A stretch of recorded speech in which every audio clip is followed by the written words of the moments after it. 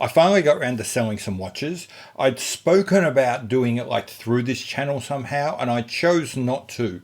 I'm learning a lesson, if you like, from Hodinkee and Teddy Baldassare. Let me talk about that a little bit more.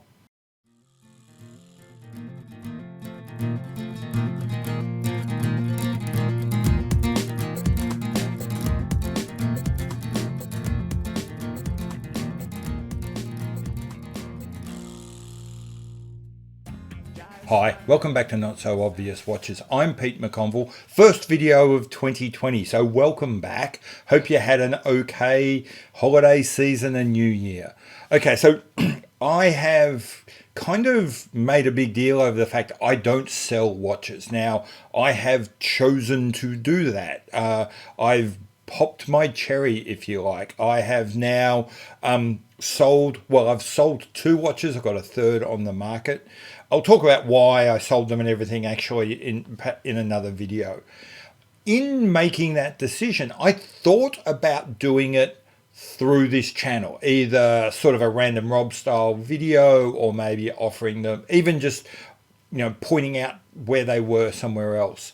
I chose not to do so. I chose to push the kind of merchandising, selling watches part of my life completely away from this channel. And that's because I'm learning a lesson, if you like, from both Hodinkee at one side and Terry Baldassare at the other. In my state of the watch industry, looking back at 2020, one of the things I said was that was the year that kind of marked the end of independent watch media, at least at the professional end, and even if you like, the large end of the semi-professionals, YouTubers like us. And I'd said that was kind of sad, because when you started getting media involved in the industry side of making and selling watches, everything just gets messy. And we saw 2 perfect examples of that. As it turned out, we saw an example at each end of the messiness spectrum. One quite early in the year, one quite late in the year. The early one was from Hodinkee, and that was the infamous travel clock. For those of you who aren't aware, Hodinkee went and put out a limited edition, $6,000, absolutely terrible value for money travel clock in the middle of a pandemic in the first lockdown when no one was allowed to travel, and the world turned on them. Now, there's been an enormous amount of analysis about why and what happened and why it was really unfair. Now, I've done a whole video on this. I'll try and remember to put a link to it in here, but very briefly, I felt that the venom that was directed at Hodinkee came from one place, and that was because Hodinkee fell off the tightrope. Because you see, Hodinkee and a lot of other people are trying to walk this tightrope between, on one hand, being a kind of community, social media, safe place for us, in fact, to be one of us, to be watch enthusiasts, while on the other hand, being simply another company that sells us products, sells us watches or whatever. And that's a very fine line to walk. And Hodinkee has been not paying a lot of attention to its sort of footwork for some time on that tightrope. And with the release of that travel clock, they fell off.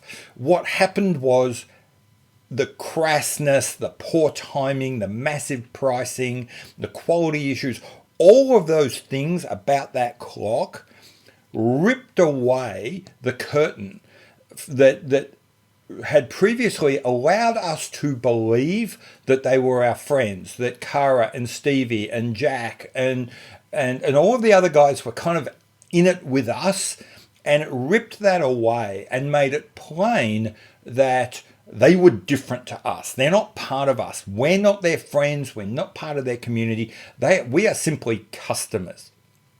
And that's why when so many other people were selling things that were overpriced, were selling travel watches, were doing all the things that Hodinkee was doing, we didn't care so much because we never thought they were our friends. We always knew that they were mercenaries simply out to sell us product. Hodinkee, we felt was different. We felt they were better, and it turned out they weren't, and we got angry about it. So that was at one end. That's where the organization that is trying to be both an AD and a community, one of us, goes too far, rips the curtain back, and makes it a bit clear that they're not one of us. At the opposite end of the spectrum, at the very end of the year, we saw Teddy Baldassare go the whole other way. Now, this happened really fast. Teddy was really quick to jump on top of this. Now, he put together a video which was a bit ill-advised. It was a bit incautious.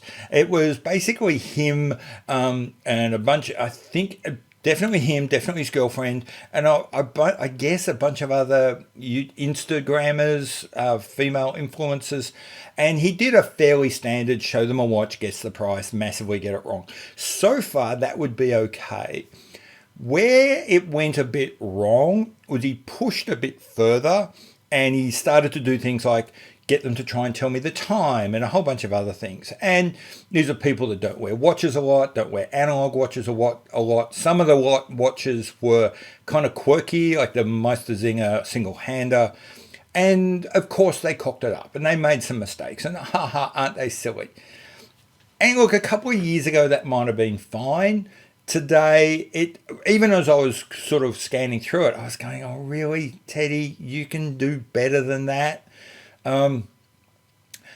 But I got to the end and I thought, okay, look, fine. A bad video. I won't care about it too much. What happened, though, was it blew up really, really quickly. Adam Kraniotes from Red Bass got on it. He made a bit of a stink about it. There was a bit of a push in a couple of the forums. Now, what happened was Teddy didn't fight it at all. Within hours, minutes perhaps, of this raising its head, that video was gone, never to be seen again. Now, if you go to a lot of the forums, what you'll see is a lot of hate for Adam Kraniotes. Kraniotes? I'm sorry if I've got that wrong, Adam. And there's a lot of, how dare he, this is censorship, this is no worse than a lot of things that Archie and other people do, and that this is fairly, well, even those people who thought that it wasn't a great video like me were kind of taken aback and were upset that he'd been, if you like, forced into removing it. Now, here's the thing.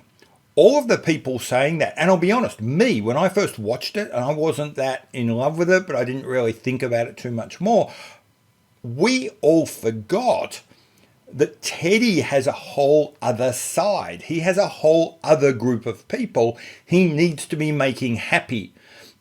He needs to be making the brands for whom he is the AD happy. And in this case, he made the opposite problem to Hodinkee. Hodinkee forgot that they've got to keep the community on side and became overly focused on selling product. What Teddy did was he forgot that he is always a representative for these brands. He's got to always be on message. And he went too far down the community blokey mucking around with beautiful women type approach, which no brand was ever going to be in favor of. I think Adam actually did Teddy a huge favor by pointing it out. Teddy responded beautifully by pulling it down and never mentioning this thing again.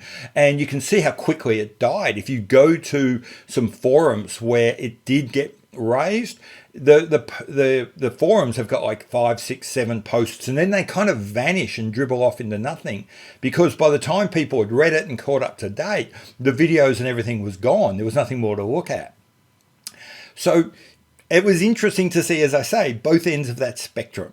The Hodinkee going a bit too far, losing the community, Teddy going a bit too far and losing his brands, the other side of his business.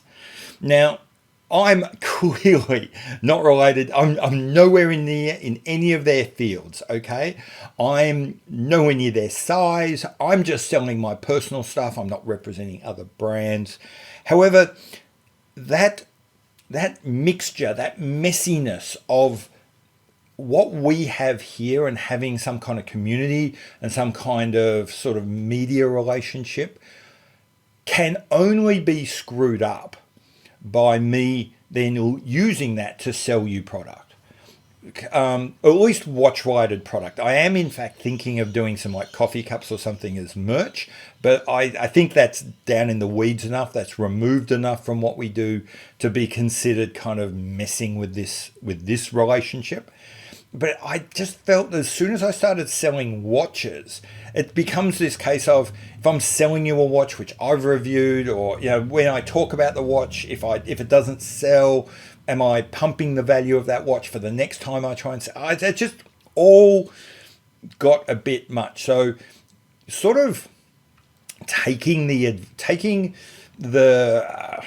how do I put it? So just taking a lead from what I saw these two companies do, I thought, you know what, I'm going to remove it completely. So I made the decision to sell 3 watches. I went off. I already have an account on Chrono24, which I use to buy watches. I was able to simply just go, these watches in my collection now sell. I've sold within a week and a half, I've sold 2, and a third one will probably go pretty soon. I've kind of put a hard line in the sand and said, whatever else I use this channel for, it will never be to sell watch related product. I might use it to sell other merch, things which are not related to this hobby, except in the most broadly peripheral way. But yeah, that's a decision I made. And if you look at, as I say, the tightrope that people have to walk who do dabble in that space, I don't see enough payoff to justify the risk. I don't want to risk this for the little bit of money I might make on the side. Anyway, that's been me. I just thought I'd have a chat about that, make it my first video of the year, and I'll see you later. Bye.